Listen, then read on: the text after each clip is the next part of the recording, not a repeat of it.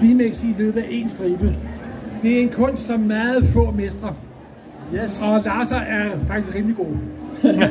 Ja, og det var så lige præcis den segway, vi skulle bruge her, fordi at her har vi så 4 af dem, der rent faktisk kan den kunst. Vil I lige hurtigt præsentere jer selv? Ja, jeg hedder Anders Brønsrud, og jeg tegner den stribe, der hedder Otto, som har eksisteret siden 2004. Og den startede som en sort-hvid 4 billeder, og det er et vanskeligt format at arbejde med, fordi du har meget store begrænsninger for, hvad du kan lave på den lille plads. Og jeg hedder Rasmus Fylders, og de striber, det især jeg arbejder med, det er på dybvand, ølkugler og strødstrømme. Så jeg har været så heldig at få lov til at lege med 3 forskellige striber i forskellige scenarier. Ja. Jeg hedder Lars Kramhøft, og jeg laver en stribe, der hedder Byens Lys i Dagbladet Information. Jeg hedder Nikolaj Lauritsen, og jeg laver striben Har Blåtand, mere eller mindre, og har lavet den siden 2019. Og vi skal jo snakke om, hvad der kan få en tegneserie til at fungere, sådan lidt efter den opskrift, Morten har nævnt der, med konceptudvikling og klimaks i løbet af en enkelt stribe. Og derfor så starter vi med universet. Og vi starter med dig, Lars. Kan du prøve at fortælle, hvad det er for et univers, du har bygget op, og hvorfor det er befolket, som det er? Ja, altså universet i...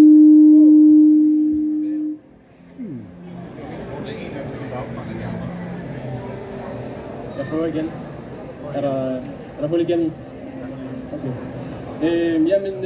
Universet i Byens Lys er jo sådan en lidt karikeret, lidt overdrevet udgave af virkelighedens København. Ideen med det har egentlig altid været at holde sig forholdsvis tæt på virkeligheden og basere både karaktererne og historierne på både mig selv og mit eget liv, men så er det også med tiden udviklet sig til at blive selvfølgelig ret overdrevet og mere karikeret i den virkelige verden. Så det er blevet sådan en parallel virkelighed på en eller anden måde, hvor der kan godt ske en del mere vilde ting, og hovedpersonen reagerer også nogle gange på nogle lidt mere overgivet måder, end jeg nok selv vil reagere, men hvor der stadigvæk også er en vis grounding i nogle sådan grundtemaer, som skal være forholdsvis nemme at relatere til for den sådan, hvad skal man sige, the casual reader. Altså helt grundlæggende så handler den om hovedpersonen Jakob, en ung fyr, der kommer ind med 4-toget, bogstaveligt talt fra Jylland til København, og så handler det om hans kamp for at bryde igennem som forfatter og finde lykken og en lejlighed, der er til at betale i København. Og det er ligesom udgangspunktet, og så udvikler alt sig derfra. Så møder han forskellige karakterer, han møder nogle karakterer, som er hans udlejere, og han får nogle venner gennem sit arbejde, og på den måde så vokser persongalleriet også til at afspejle samfundet på den måde. Ligner lidt dig selv? Ja, han har lidt mere hår. Jeg havde også lidt sådan noget hår engang, men altså han selvfølgelig er der rigtig meget af mig selv i ham, men han er også bare udviklet til at være en grafisk lækker, genkendelig figur, som man hele tiden, han er nem at spotte, ikke? Altså han er jo ligesom Spider-Man, så er han blå og rød. Det er de gode farver, ikke? Og hans hår er karakteristisk, hans briller, så man kan genkende ham med det samme. Så det tænker jeg sådan, det er en vigtig ting med sådan en figur, ikke? Yes. Den er næste her. Yes, det er mig. En stribe med dans, største benspænd, det foregår kun på en øde. Ja, jeg ved ikke, hvorfor jeg fik den sindssyge idé fra. Og det er også en klassisk, altså, jeg er jo godt fundet noget, altså det der med det er jo ikke noget, som er nyt på den måde, det har jo eksisteret i mange år. Men de fleste af dem, jeg har set, de har været med tekst, og det har jeg tænkt, han er alene på en ø, så det er jo federe, hvis han ikke taler, og vi bruger det her slapstick og lidt den her stumfilmsting, for jeg har set mange stumfilm, hvor det hele er i kropssprog. Så jeg kastede mig ud i det her, og dengang jeg startede med, den var jo først en biserie På dybt vand, hvor jeg så, Michael G. Nielsen, som var redaktør på Basserne, skulle bruge en ny serie, og han spurgte, kan du lave en ny serie? Så man laver ikke bare sådan en ny serie, men han lavede ham her, han stikker lidt ud af På dybt vand. Vi kan lige høre ham ud, og så begyndte jeg at lave nogle striber ved. Og jeg nåede til nummer 56, så lukkede bladet ned, som det var der. Men der har jeg fået et PIB, som sælger til aviser. De har fået den ind, og de mistede deres Garfield-rettigheder til aviserne. Så de begyndte lige pludselig at sælge rundt overalt. Så kom der ned i flere lande som daglig strip, så en eller anden dag så ringte de til mig og siger, hvor mange striber har du lavet? Jamen, jeg har lavet 56. Nå, jamen, så skulle du i gang, fordi vi har sådan en daglig strip. Og så tænkte jeg, at det var en drengedrøm. Den kunne jeg godt tænke mig at prøve at forfølge, så jeg sagde til min daværende kone, lad os lige give det et halvt år. Og det endte med 2,5 år, hvor jeg så til sidst måtte indrømme, det kommer ikke til at leve af. Og der har jeg fået lavet 1.100 striber med det bud. Fantastisk. Yes. Så kommer vi til dig. Ja, der er jo faktisk Otto på en øde ø. Ja. Så jeg lavede faktisk... Den hugger jeg. Den er meget velkommen til at hugge. Jeg lavede faktisk på et tidspunkt en tegneserie, der hed Den øde ø. Hvor der så var 2 personer fanget på en øde ø. Men så er det nemmere. Men jeg bruger øde ø-temaet i Otto indimellem. Og jeg prøver i det hele taget at bruge sådan meget typiske tegneseriestribe, troper. Der er sådan nogle emner, man altid bruger. Når man bliver til lægen, stå i kø i supermarkedet. Der er sådan en masse grundhistorier, som man kan tage fat i og ligesom starte på. Så Otto er ligesom centret i serien, og så kan der i princippet ske hvad som helst. Hvis jeg har brug for at hive nogle figurer ind, jamen så tegner jeg dem bare, eller dyr, eller whatever. Men de er hele tiden centreret omkring Otto. Det er ham, der ligesom... Han er universets centrum. Det er han. Alt kan ske, ja. Var det noget, du vidste, da du gik i gang med serien? At det var sådan, at du ville sig? Kom det så? Jeg har i mange år lavet tegneseriestriber på mange af de præmisser, som de andre også laver, altså med et større persongalleri, dialog, farver osv. Altså mange af de ting, som er greb, som man typisk skal bruge. Da jeg startede på Otto, så lavede jeg det benspænd for mig selv, at det skulle være sort-hvid. Der skulle være 4 rammer, firkantede rammer med en rund figur i. Jeg prøvede simpelthen at skære alle virkemidlerne væk, så der kun var en cirkel i et kvadrat nærmest. Så det var ikke udfordrende nok for dig at gøre som vi andre? Nej. Og så skulle det være uden ord. Så det var sådan, den startede, og som jeg lavede den i mange år. Og så på et tidspunkt, så blev den til, at den også kunne være flere sider lang. Og så det nye så er så, at den er meget enklere tegnet, og så er den farvelagt. Så den har ligesom været igennem en udvikling. Ja, det kan vi. Og det er jo sådan ikke 100% historisk korrekt. Det tror jeg nok, man må sige. Det kan vi godt blive enige om. Men alligevel et genkendeligt univers. Men det er jo fordi... Altså det er jo fordi, at det eneste vi mennesker, eller danskere, ikke mennesker, danskere, vi er kendt for, det er vikinger. Og så H.C. Andersen, og så, det ved jeg ikke. Laudrup. En mere. Ja, et eller andet, ikke? Og så tænker jeg, så laver vi om vikinger, og så det der med at lave det om en stor, tyk, bøvet mand med skæg, den lå sgu lige for. Og så er der mange, der siger, hvorfor lige Harald Blåtand? Hvad er nu det? Hvem er Svend Est? Der kommer nogle af de der vikingenørder, og kommer og siger, jamen Knud den Store, han var meget bedre sådan noget. Ja, men det lyder helvede til på engelsk. Bluetooth, den ligger jo lige for, ikke? Og det var dengang, jeg stadigvæk tænkte, jamen det her, jeg kommer til at vælge højskoler med det her. Altså Instagram lægger sig ned.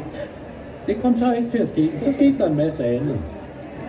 Og så er det sjove, det er netop det der med, at når man bygger, altså jeg startede med at lave tegneserier, Fordi at der var ingen, der kunne bestemme. Der var ingen, der kunne fortælle mig, hvordan det skulle laves. Så jeg laver det bare, som jeg synes, det skal være. Og nogle gange bliver det ikke, som jeg synes, det skal være. Men det er sådan. Og så er det bare... og det der med, at der bygger en verden op, det er faktisk næsten sådan efterhånden, at jeg vil ikke sige, at det skriver sig selv, eller det er et eller andet, men det er bare fordi, man ved, hvordan den her figur, det er ligesom at lege med dukker. Altså, hvad siger Dukke Lise? Hun siger altid sådan. Og hvad siger, det ved jeg ikke, kendt fra Barbie, han siger altid sådan. Og så bygger man det op, stiller man det bare op, og så sker der et eller andet, synes jeg. Vi kan godt genkende det der med netop, at du har nogle faste skuespillere på en eller anden skuespiller, ikke? Som du ved, når du sætter dem op over for hinanden i en eller anden situation, så ved du altid, hvad han vil sige, og så begynder det at generere noget materiale, ikke? Ja. Og så kan man så endda begynde at lege med det, når der er nogen, der begynder at så at kende figuren lidt og sådan noget. Så lige pludselig så vender man lige om, så er der en, der laver noget helt andet. Og så er det, Er jeres univers, det tegneserieunivers, har de forandret så meget fra da I startede? Har I overrasket jer, hvor I er henne i dag? Altså mig vil jeg bare sige, det vokser bare, og lige pludselig så er det både med, og det fede det er også det der med, når der er ingen, der kan fortælle en, hvad man skal lave. Så hvis man vil hive Putin ind og lave sjov med ham, så gør man bare det, ikke? Hvis man vil lave sin kone ind, eller ej, inden skal man ikke lave sjov med. Men ellers så er det... Altså jeg vil sige, at min stribe har kun ændret sig sådan formmæssigt, altså fra at gå fra sort-hvid og så videre, tilføje nogle elementer. Jeg sad forleden og nærmest gentegnede en stribe, som var blandt de allerførste, jeg lavede overhovedet. Det den samme idé som sådan en genbrug. Men altså pointerne, måden striberne bygget op, er nøjagtigt det samme som for 20 år siden. Det bliver for videre til næste emne her. Det er idéerne og arbejdsprocessen. Så vil jeg gå. Det starter vi igen med dig, Lars. Ja. Hvor kommer de fra, og hvordan arbejder du der for det? Jamen, som sagt, så tager den jo udgangspunkt i mit eget liv og mine egne erfaringer, og så overdriver ligesom ud fra det, ikke? Og så er der nogle temaer, som jeg vender tilbage til, som for eksempel er det her med at have en hovedperson, der kommer fra underklassen og kommer ind til storbyen, kommer fra provinsen og kommer ind til København og har den der oplevelse af at være fuldstændig hund i spil kejler og ikke kende de koder, der er. Den her, det er jo så et eksempel på forsøget på at få arbejdslegat fra Statens Kunstfond, som mange kreative, kunstneriske mennesker har kæmpet med, som jeg også selv kæmpede med i mange år. Så der tænkte jeg, at det kunne være sjovt at vise det her legatudvalg, som altså de her kultmedlemmer fra Tintin og Farve Cigarer, som har det her hemmelige selskab. Fordi det er jo, altså man kan sige, det er jo igen sådan, det er overdrevet, men det viser også et eller andet om det her med, at det er, om ikke en lukket kreds, om ikke en lukket klub, så er det alligevel en speciel tone og et specielt sprog, man bruger og sådan noget, som virker ekskluderende for dem, der ikke nødvendigvis er vokset op med det, eller kender de koder, som man bruger, ikke? Og så er det jo selvfølgelig også bare en anledning til lige at få prikket lidt til dem i forhold til altså noget af det der med, ja, hvad det han siger, med at selvom han var inhabil, så sørgede de andre lige for at give et legat til en, ikke? så jeg tænker, det er sådan nogle ting, der sikkert sker bag kulisserne, ikke? En ting gjorde jo, at han slog en af dem ned og tog kuden. Ja. Så på den måde kom man ind i gruppen. Ja, men det her, der gemmer de sig så ind i et skab, ikke? Men det der så sker bagefter, det er jo så, mens legatudvalget er ude at spise middag der, så sniger de sig ind, og så disrupter de fuldstændig alle ansøgningerne, og så de stempler altså en for afslag og en for tilskud til at give en bog med kattebilleder og sådan noget, ikke? Så det bliver fuldstændig tilfældigt, hvem der får legat, ikke? Så man skal lade være med at prale med, at man får det legat der, fordi at det er fandme tilfældigt. Nu er det en serie, den er sådan lanceret til at være sådan en fortsat serie også. Ja. Det vil sige, at det tænker du over, når man får den idé, at den bærer og løbe. Altså jeg kører lidt med forskellige typer af historier, fordi der er dels, hvad skal man sige, de korte forløb, som er en uge, ikke? Det er 5 striber, og nogle historier, nogle temaer, de har ligesom materiale nok til, det kan bære 5 dage, og så er vi også færdige med den, og så skal vi videre, ikke? Og så er der nogle andre historier, som jeg kan udfolde mere, hvor der ligesom er mere kød på, og hvor der er mere, altså det er mere spændende at udforske et eller andet. For eksempel den her med kunstfonden der, den er forholdsvis lille, den er forholdsvis begrænset, så den kan tåle 5 striber, og så skal vi videre, ikke? Men så har jeg jo haft længere historier, der er gået over flere måneder næsten. Plus at der selvfølgelig er en, hvad skal man sige, det der er det specielle ved den stribe, det er jo, at der er ikke rigtig, der er ikke nogen status quo, fordi alting skifter og ændrer sig. For eksempel får han en ny udlejer, eller han får et nyt job. Og det er, man kan sige, det er atypisk for en stribe. Tit så har man jo et meget fasttømret univers, og man kan også sige, altså, det er jo den virkelige udfordring, er jo ligesom kun at have x antal byggeklodser, og så lave uendelige variationer over det. Og det er jo det, hvis man er rigtig dygtig, som Charles Schulz kunne gøre igen og igen i overvis, ikke? Så dygtig er jeg jo så ikke, så jeg bliver nødt til at ligesom forny det på nogle andre måder, med at der hele tiden kommer nye karakterer og nye situationer. Men det jeg egentlig også godt kan lide ved det, det er, at det på en eller anden måde også kommer til at afspejle vores måde at leve på nu til dags, fordi at vi lever de her meget sådan flydende liv, hvor altså, man har ikke nødvendigvis det samme job hele sit liv, man bliver ikke nødvendigvis boende det samme sted, men alting sejler lidt på en eller anden måde, og der er ikke rigtig nogen faste holdepunkter. Det eneste faste holdepunkt, de karakterer egentlig har, det er egentlig hinanden, og det er de relationer, der opstår mellem dem, og så mødes de igen og kender så hinanden og dukker op på kryds og tværs af nye historier, ikke? Yes. Jeg får at vide, at jeg kan ikke høre dig. Den fungerer ikke. Nej.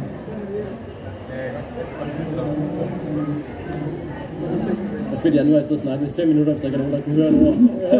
Det er intervieweren. Altså, vi jobber nu på. Videre til næste, Rasmus. Jeg tror, jeg ved dig. Det er mig? Okay. Jeg ved jo i hvert fald, når det gælder idéer, så kan jeg huske, at du fortalte mig en gang, at du så med pandelampe. Ja. Det var sådan, at folk fik bedst idéer lige før jeg faldt i søvn. Og så var det lige, idéen kom, og så blev jeg nødt til at skrive det ned. For ellers så glemte jeg det næste dag. Og jeg kan ikke falde i søvn, hvis jeg ikke lige fik tømt hjernen. Og dengang havde jeg ikke noget iPad eller sådan noget ting, så det var sådan noget med at tænde lyset. Og så fik jeg skrevet det. En af tidspunkt, som min daværende kone siger, her, du får lige en pandelampe. Og så kan du så signere, altså finde idéer der. Men efterhånden så fik man sådan iPhone og sådan noget, noterer det lidt, og telefoner det. Så det var den måde at gøre det. Men mine idéer er jo meget slapstick, det er meget det her situationshumor, kan man sige også. Og den måde jeg får idéerne på, det er meget tit, hvor jeg starter et sted. Hvis nu er ølkugler, så kommer han svingende på den her tømmerflåde. Hvad sker der så? Det kommer måske øen. Hvad er det? Øens i verden, han kan England eller sådan noget. Så det er at bygge noget fra at starte et sted, og så bygger jeg noget på. Et eller andet tidspunkt, så har jeg en joke, som passer med det her. Og hvis vi nu kigger på den her, så kan jeg se, man har altid det her tanker om læger, de spiller golf. Og så når man zoomer ind, så er det jo selve beskæringen af den første, man ser, at de er ude at spille golf. Og så viser det sig, at det er operationsbordet også. Så det er jo sådan lidt rakaber, men det er meget godt med fisk, ikke også? Og det samme med papegøjen der, ikke også? Altså det er også, altså nogle gange så forstår jeg ikke selv, hvordan jeg fik den idé. Så jeg siger, og det er sgu godt nok genialt. Men jeg kan godt bruge mig selv. Ja, det var godt. Jeg vil illustrere de to til sammen her, illustrerer meget godt, at det er jo forfra hver gang. Ja, det er forfra hver gang. Det er det. Det er jo noget af det benhårde, som Morten... Ja, præcis. Altså det er jo det der med, at når du skal levere en daglig stribe, så skal du jo også levere. Du bliver også nødt til at... Altså det er tit sådan, at jeg har en bunke der, og så når jeg skal til at tegne dem, så viser det sig, at halvdelen af dem, de fungerer ikke. Så bliver jeg nødt til at lægge den i en skuff, og så går det et år, så hiver jeg den op igen og siger, hvis jeg lige vinkler den sådan, så fungerer det. Så man kalder det nogle gange at modnes. Ideen skal lige modnes, og så fungerer det.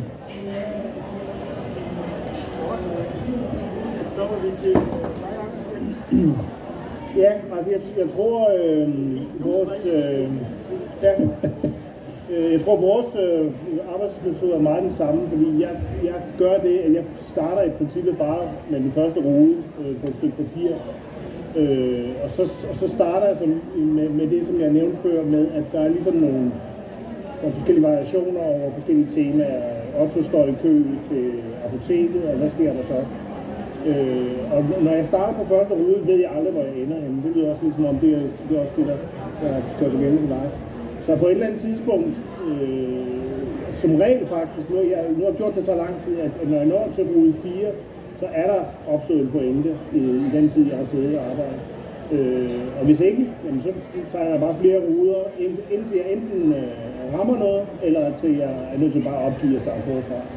Men min metode har ændret sig på den måde, at jeg tidligere gjorde det. Jeg satte mig ned med en notesbog eller et stak papir, og så begyndte jeg bare at tegne derudad.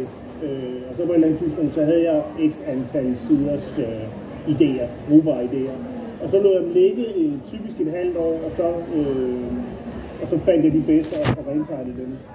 Men i dag, jeg laver en daglig stribe, så jeg gør det, at den stribe, jeg laver den dag, den bruger jeg også. Det vil sige, jeg sætter mig ned, tegner første rude, anden rude, tredje rude, og på et eller andet tidspunkt, så har jeg 4 ruder, der fungerer, og så er det dagens stribe. Og det tager mellem kvarter til en time om dagen. Så det er min metode. Stoler du på din egen intuition, eller afprøver du dine idéer på nogen, og siger, at det her er sjovt, eller? Nej, jeg stoler fuldstændig. Altså, det skal være sjovt for mig selv. Altså, jeg stoler på, at hvis det er sjovt for mig selv, så er det også sjovt for andre. Og så i mange tilfælde rammer man jo skævt, så er det ikke nogen, der synes, det er sjovt. Så skal jeg forklare, hvorfor det her er sjovt, eller hvorfor det er... Ja. Den er aldrig god. Ja. Den er aldrig god, når man skal i gang med at forklare. Man skal helst kunne lave, helst fungere uden at man forklarer. Ja. Altså, jeg brugte det. Sådan er det fuldstændig. Jeg brugte det faktisk på min ekskone. Hun synes, det er en sjov, så er det fint. Hvis hun ikke synes, det er sjov, så prøver jeg på en anden. Okay, og hvis han synes, det er sjov, så er det fint. Okay. Lige ved indtil der er noget. Ja, lige præcis. Man giver ikke op. Det som den her stribe illustrerer, det er jo, at jeg har jo også i nogle år været i gang med en dagbogsstribe, der handlede om mit eget liv og min hverdag med mit deltidsjob og mit tegnejob ved siden af. Og så, som den her stribe viser jo, at det er på Tegneseriefestival og så videre. Nu er det her jo et tænkt eksempel, men det kunne jo være virkeligheden. Men, og så har jeg arbejder i en børnehave, hvor jeg tit får nogle idéer fra børnene. Altså børnene siger et eller andet sjovt, som man kan bruge, et eller andet skævt, absurd, som man kan bruge i en tegning. Så ja. Okay, så hverdagen, altså din egen hverdag, den bruger jeg også. Ja. Ja. I nogle tilfælde kan man. Ja. Vi hopper videre til dig, Nick. Ja. Men det altså, det er jo kun de voksne, de vil godt lave nogle ord, men jeg er simpelthen nødt til at smække nogle ord på, for ellers så giver det ingen mening overhovedet. Så, men altså, det er også det der med, hvad var spørgsmålet? Hvor kommer idéerne fra? Hvor kommer idéerne fra? Og det er jo ja, den er helt vild. Men det der er ved det der, jeg gør jo lige det, som Morten siger, vi ikke må. Fordi Morten, han siger, at vi skal lave bare én stribe om dagen, og det skal være... Men jeg er så dum, at jeg laver sådan nogle, hvor det er sådan nogle fortællinger, der så varer en 24 striber eller sådan noget, ikke? Og det er simpelthen, fordi jeg er så dum, jeg kan ikke lave det der med, at så er det bare én. Så bliver det så noget med, at det er 24 striber. Og problemet er på sociale medier, at folk, de vil ikke backstore. Det fungerer simpelthen ikke i deres verden. Så det vil sige, at det er så det, mange de ser. Så ser de sådan en stribe midt i det hele. Og så kan man sige, at helst skulle der være lidt sjov i det hele. Men det giver jo faktisk mening egentlig, hvis man ser hele historien. Men altså igen det der med at bygge det op, og med at lave en historie. Så jeg har det sådan, jeg aner intet om, hvordan det skal ende, og hvor det skal hen af, og så videre, og så videre. Jeg starter bare, og så kører jeg. Kaffe og nikotin. Og så går jeg bare i gang, og så sker der et eller andet, og jeg kan sgu ikke fortælle dig, hvad det er, der sker. Men altså, det er jo enten det, eller også så skal jeg til at snakke med nogen, og det vil jeg ikke. Så det er, nej, men altså, det der er min holdning, det der med, at det skal være fjollet og så videre, så videre. Det er simpelthen, det udspringer af mit eget liv, fordi jeg har en meget svær psykisk diagnose. Og det eneste, som har holdt mig i live, det er det der med at grine ting.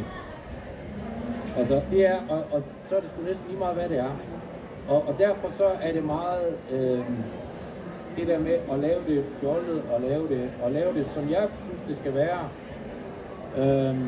Det er ligesom det, der har holdt mig i live, det der med at kunne grine af ting, selvom tingene har faldet fuldstændig rundt, og mit eget sind har faldet rundt omkring. Så det der med at alligevel kunne grine af et eller andet, ikke? Og det så på en eller anden måde, så er det også sådan lidt en redningskrans for mig, ikke? Men I lyder jo alt sammen som om inspiration, det er ikke bare noget, der lander på det. Det er inspiration af hårdt arbejde. Jeg tror, du ville sige, at vi alle sammen lød som om, vi havde svære psykiske sygdomme. Det er godt, det vil jeg sige. Jamen, jeg kender virkelig godt det der med, at det også er terapi. Det er det virkelig også for mig. Altså, det er næsten der, hvor jeg har det bedst. Altså, det er, når jeg tegner eller skriver. Det var ikke spørgsmålet, men hvad var... Det lyder som om, det er hårdt arbejde at få idéer, det er ikke bare noget, der lander. Nej, jeg vil sige, at jeg får aldrig idéer, hvis jeg bare går rundt eller bevæger mig rundt. Det er ikke sådan, at jeg lige pludselig får et lyn, der slår ned. Ideen opstår, når jeg sætter mig ned. Jeg skal sidde ned, jeg skal have den der blok foran mig, og så skal jeg bare begynde at tegne, og så opstår det. Det kan jeg godt det er, og på den måde kan man sige, det er jo hårdt arbejde. Det sker først, når jeg sætter mig ned og gør det. Yes. Ja. Vi hopper videre her til stribeformatet. Ja, det var så det her, hvorfor jeg valgte at kaste over stribeformatet, og så er det noget, man kan tjene penge på. Nå, det er derfor... Det skal du ikke spørge mig om. I kan svare på begge dele, eller en af delene, men det lyder som om stribeformatet, det er en hård lyd og knæk, så hvorfor i alverden gør man dog det? Lars? Jamen, altså jeg var jo i den enormt heldige situation, at jeg faktisk blev hyret til det. Og det kræver så lidt en baghistorie også, som er, at jeg havde lavet en tegneserie for nogle år siden, der hed først Working Poor på engelsk, som jeg selv udgav. Og det passede med, at det var lige omkring der, hvor corona lukkede alting ned. Og egentlig var min plan oprindeligt, at jeg ville udgive nogle blade, og så tage rundt på festivaler som Copenhagen Scene Fest for eksempel og sælge. Og så kom corona og lukkede det hele ned, og skulle jeg ligesom finde en anden måde at komme ud med det på. På det tidspunkt, der en tegner, der hedder Simon Hanselmann, som nogle af jer måske kender, som kørte sin serie under corona, hvor han lagde en stribe op på sin Instagram hver dag hele pandemien. Og det var enormt fedt det der med at kunne gå ind og lige starte dagen med at læse en stribe derfra, og lige starte med noget at grine af. Så jeg begyndte også at køre den serie Working Poor der som stribe på min Instagram. For at gøre en lang historie kort, så blev den senere udgivet på dansk, med titlen Husvild på Fahrenheit. Og så skete det hverken værre eller bedre, end at Kim Skov, som også sidder i publikum her, han blev den nye digitale redaktionschef for Dagbladet Information. Og da de så skulle til at finde en ny stribe, i stedet for den, de havde kørt, hvad der hedder Lille Berlin i mange år, så ringede han til mig og spurgte, om jeg havde lyst til at prøve at lave noget i samme stil som Husvild. Fordi han, jeg ved ikke, hvad han tænkte på, men han havde nok tænkt, at der var et eller andet der på en eller anden måde passede med information også. Og som udgangspunkt tænkte jeg bare, at det kommer jo ikke til at ske. Altså, der er jo ikke nogen i dagens Danmark, der får en daglig stribe i en landsdækkende avis. Så jeg lavede et pitch med nogle forskellige karakterer og nogle af de temaer, som jeg havde haft oppe i Husvild også, med boligmarkedet i København, ulighed, forskel på land og by osv. Og en af de karakterer var så Jakob, som endte med at blive hovedpersonen. Og på en eller anden måde så lykkedes det ligesom at komme igennem sådan det ene nåleøje efter det andet. Jeg var ikke rigtig med til det. Jeg sidder bare derhjemme og arbejder, så jeg var jo ikke med i processen på den måde, men jeg kunne bare ligesom høre fra Kim, at det gik videre til det ene møde efter det andet, og hver gang så var det som om, der blev vendt thumbs up, og til sidst så havde jeg lige pludselig en stribe, der skulle starte. Ja. Så det var den lange forklaring på det. Hvad tjener du? Det taler vi ikke om. Kommer man til at holde lidt videre, fordi jeg så til dig, Rasmus? Ja, det er min tredje sag. Ja. Det er jo faktisk den serie, som jeg arbejder på nu. Stridstrømmen, ja. Hvor jeg i mange år har det været en forfatter på. Jeg skulle lige til at sige, nej, du kan lave den med. Jo, men han døde sgu i delfasen, så jeg havde overtaget det. Og jeg ville faktisk ikke at fortsætte den. Men nu er den solgt ind nogle steder, og så tænker jeg, de der en striber om ugen, det kan jeg godt klare, når jeg har lavet 500 striber før om året. Så det tænker jeg da godt. Og så sad jeg dernede, og så tænker jeg, kan jeg få nogle idéer til den her? Og brugte har jeg 15 idéer, så nå, men det er til 3 måneder, så går vi videre. Så simpelthen overtalt den, og jeg har lavet den mere simpelt, kan man sige, og Strid Strømme er et lidt en anden univers, det er faktisk alt måske. Så jeg har også udvidet, der er ikke så mange benspænd, der må det hele i det her, så det er jo bare en sjov situation igen. Så den ligner de andre, og har bare udvidet universet, kan man sige også. Den er fed, den der øverste. Ja. Det er godt tænkt. Det er hjemme hos Marie, hvem er evig glad. Ja, flatfjerner og antidepressiv. Ja, selvfølgelig.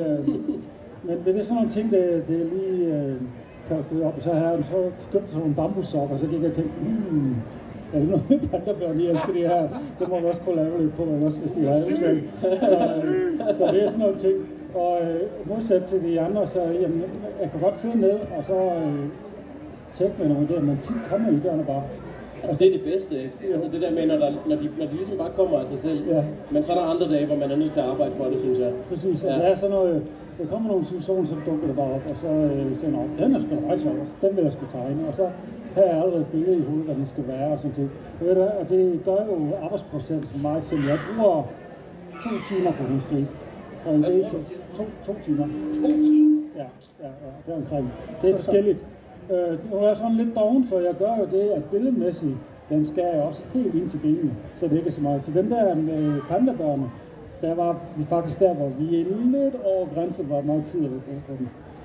Okay. Men ved at køre i de der farver, det vil sige, baggrunden, den kører i en farve, lysfarve, det er jo ikke vigtigt. Så det tager jeg nogle gange skitser med, og bare putte ind, og så putter farve på. Så er det bare nogle støj i baggrunden. Så det er noget teknisk også, som jeg bruger og sådan ting. Og det er det, jeg er blevet meget, meget, meget bedre til fra de første striber til nu, til at koble ned, og hvad er det vigtige, og hvad er det ikke vigtigt. Ja. Anders, ja. Hvad siger du, stribformatet som voksrøjsk daglig? Ja. Hvorfor gør man det? Jamen, jeg tror altid, jeg har... altså, jeg har altid gerne vil lave tegneserier. Og stribeformatet eller vittighedstegningen har altid været... Det er bare altid fascineret mig, tror jeg. Og så, da jeg begyndte at lave min egen, så synes jeg, det var meget nemt. Altså det der med at lave længere historier, synes jeg det var svært. Det lå ikke til mig. Men det der med at lave en lille bitte historie, som kan fortælles i 1 billede eller i 4 billeder, det fandt jeg bare ud af. Det lå til mit temperament. Og du har ikke glemt, at der var noget, der hed repeat-knappen, når du var færdig med den? Så skulle man gøre det igen? Nej, altså hvordan tænker du? Jeg tænker på, at når man har lavet en, det bliver meget overkommeligt, men så skal man lave den næste. Ja. Nej, men jeg tror, det gælder mange ting, at når man begynder på noget nyt, så er det så spændende, at man har en anden energi. Som hver gang jeg starter på en ny serie, så har jeg altid haft en masse idéer. Og så langsomt så fader det lidt ud, så bliver det sværere at finde på og så videre. Så i starten var det meget nemt at finde på, og meget nemt at få lavet de der 20, 30, 40 eller meget man nu skulle bruge i første omgang. Så du er inde med at få udgivet? Ja, altså jeg fik jo udgivet min første tegneserie, da jeg stadig gik i folkeskole. Det var som min far, der udgav. meget lille, men det var, man kunne købe dem i boghandlen i Middelfart. Men så der har vi den der nepotisme. Yeah. And that's how you succeed in comics. Ja, præcis. Nej, og hvad var spørgsmålet? Undskyld, hvad var spørgsmålet? Hvad var spørgsmålet? Det var om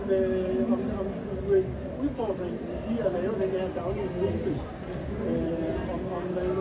Hvordan det er, og det ved jeg, at det var altså dag efter dag. Der er ingen af dem, der kan huske spørgsmålet. Nej, det kan jeg høre. Nej. Men hvad hedder det? Nej, min fascination af striben gjorde, at det var noget, jeg forfulgte. Og min drøm var sådan set at lave den der daglige stribe i avisen. Som jeg altså Charles Schulz og alle de der, altså radisserne og så videre. Jeg ville lave sådan noget ligesom det. Så det var hele tiden min plan, og jeg vidste ikke, hvordan jeg skulle gøre det. Altså, jeg kunne godt finde ud af at tegne det og skrive det og sådan noget, men jeg vidste ikke, hvordan man kom i kontakt med en avis og sådan nogle ting der. Så det var jo noget, jeg skulle finde ud af, og brugt enormt meget tid og kræfter på at kontakte aviser og redaktører og sådan noget der. Så der er også et stykke arbejde? Der er et kæmpe stort stykke arbejde, og det er jo virkelig, jeg tror, det største stykke arbejde. Det er at prøve at få det solgt og tjene penge på det. Ja. Kan man så det? Jeg kan ikke. Nej, det kan jeg ikke. Det har jeg ikke. Man kan være heldig. Ja. Så når du også Danik. Ja. Jeg kan heller ikke bruge spørgsmålet. Hvad var spørgsmålet? Spørgsmålet var... spørgsmål. Det var enten, du kan svare på, om du kan tjene penge på det her, eller eller hvorfor i alverden man kaster sig over stribeformat. Grunden til det der med stribeformat, det der med 4 striber, det er simpelthen fordi, det er til at gå til. Altså det er kun de voksne, der kan lave de der lange graphic novels, og så skal man til at lave manuskript og alt sådan noget der magter det ikke. Så det, sådan 4 striber, det kan jeg overkomme, ikke også? Og det synes jeg, det er det, jeg kan have med at gøre.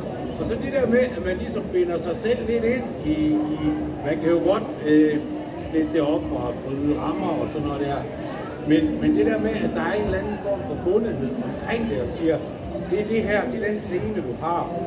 Hvis det er først, at jeg skal til at tegne højhus i frøperspektiv og sådan noget der, så står min hjerne fuldstændig af. Altså, det skal være enkelt, og det skal være til at gå til.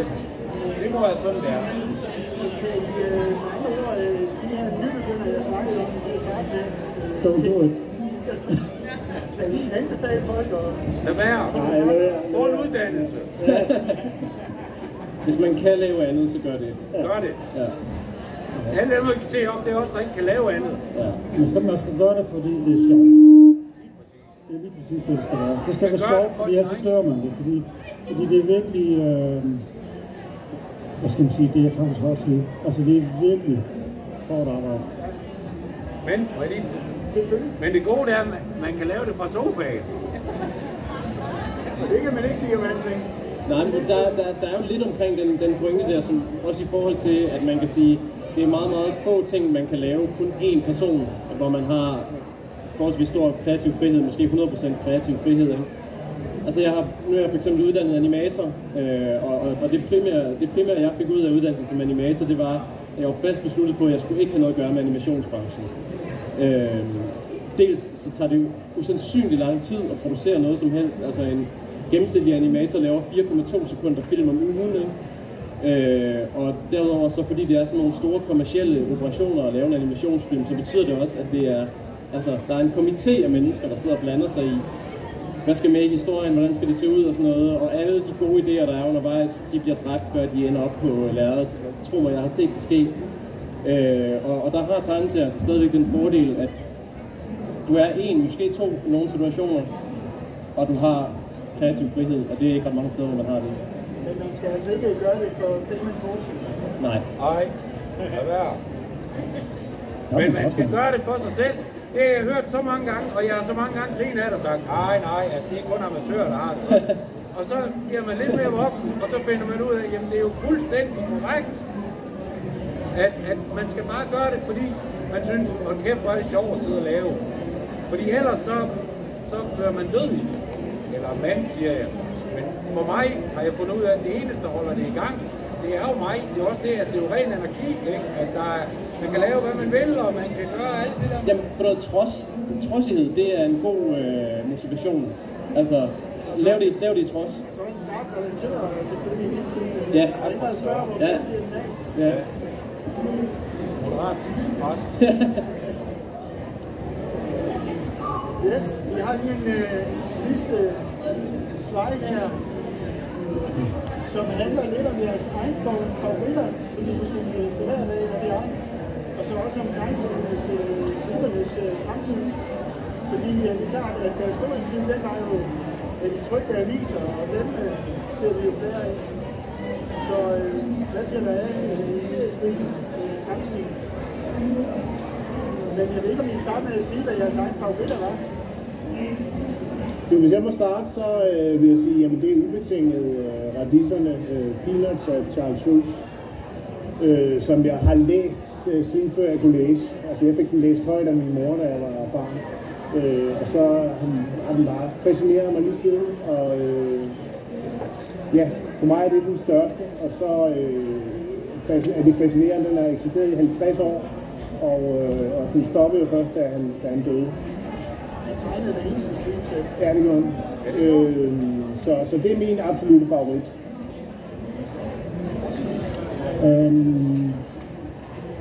Jeg kom jo fra en lille sønderjysk by, og der var ikke så mange tegneserier i Valle, men vi havde dansk mat. Og det var lige mit optag, og på en eller anden måde så falder jeg på det her Don Martins univers, som jeg synes er fantastisk. Og det er jo lidt den der slapstick, og det er det der, som jeg faktisk styrker nu. Så det var mine favoritter. Han gjorde det samme, startede forfra i tiden, der var ikke noget... Nej, lige præcis. Og da jeg blev større, så var det jo eller hvad hed den? Farsight, sorry. Ja, lige præcis, som også har det der situationsting, og det der lidt skæve mellem linjerne.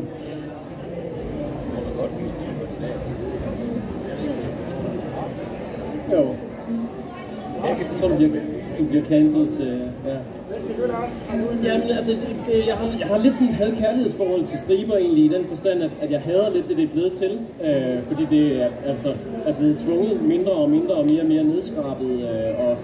Og det er jo så også langt hen ad vejen et resultat af avisernes prioriteringer og så videre. Og de har affødt en hel masse virkelig kedelige striber.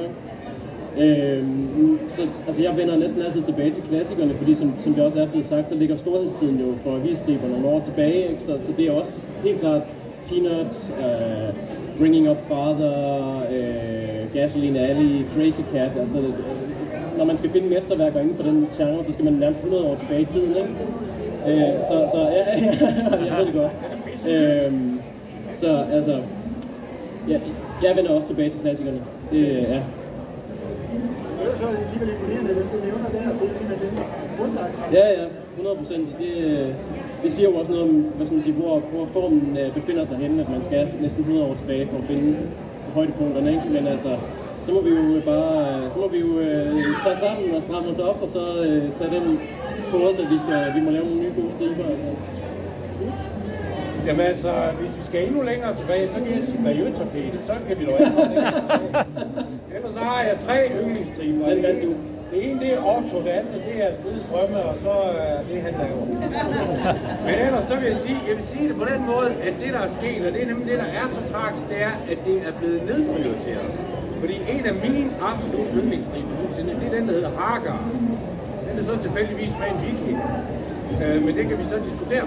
Men det var altså på et tidspunkt, og det var Dick Brown, der lavede den, og det gjorde han bare, de er fantastiske. Altså gå hjem og læse dem. Så begyndte hans søn at lave det, og det var sådan lidt noget lort. Og nu er det en eller anden, jeg ved ikke hvem det er. Altså jeg ved ikke, om de købte på Temo eller hvad det er. Men altså det er simpelthen blevet så ringe. Altså, det er så sørgeligt. Lort til lavfrekvens til lort. Ja. Jamen, jeg vil da godt lige spille ind, undskyld, hvis du ikke lige sidder mig, men altså, ellers så vil jeg bare sige, at jeg synes faktisk, det er en ærgerlig prioritet, fordi nu altså, er jeg selvfølgelig en lille smule forudindtaget, jeg siger, at jeg synes, at det er en god idé for en avis at have en strid. Ja. Men altså, jeg hører faktisk også fra folk, som siger, at de synes, at det er fedt, og at de faktisk læser den, og at det er måske det første, de læser, eller det er det sidste, de læser i avisen, ikke? Så jeg synes egentlig, det er rigtig ærgerligt, at aviserne har lavet den prioritering, fordi det faktisk er noget af det der med til også at lave noget branding for avisen. En gang var det det, de konkurrerede på simpelthen, ikke? Og have de bedste tegneserier. Og det er jo ikke ligefrem der, vi er nu, vel? Og jeg tænker, det kan jo ikke være så dyrt for en avis at have en stribe, vel? Så altså, jeg ved ikke, hvorfor man har lavet den prioritering, men altså, jeg tror, at det er ærgerligt også i forhold til at få nogle nye læsere, nogle børn til at læse avis.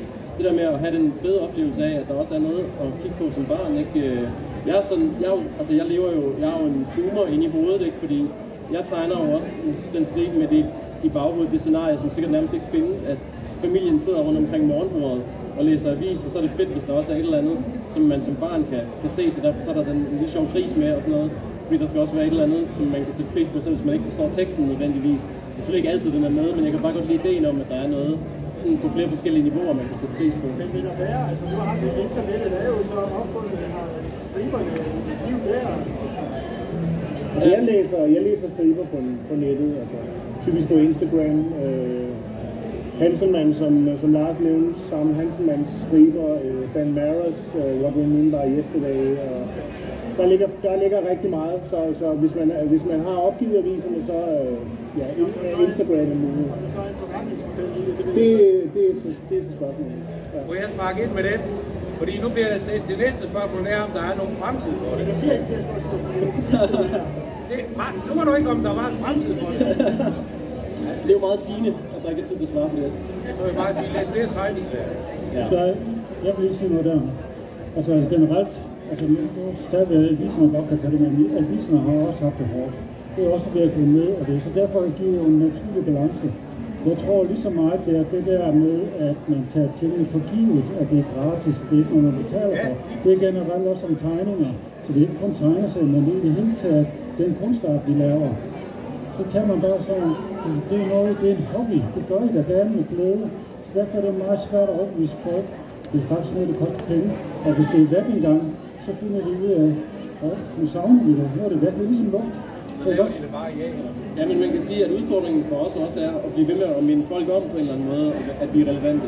At det vi laver er relevant, ikke? Præcis. Altså, så man netop ikke bare tror, at det kan erstattes med AI.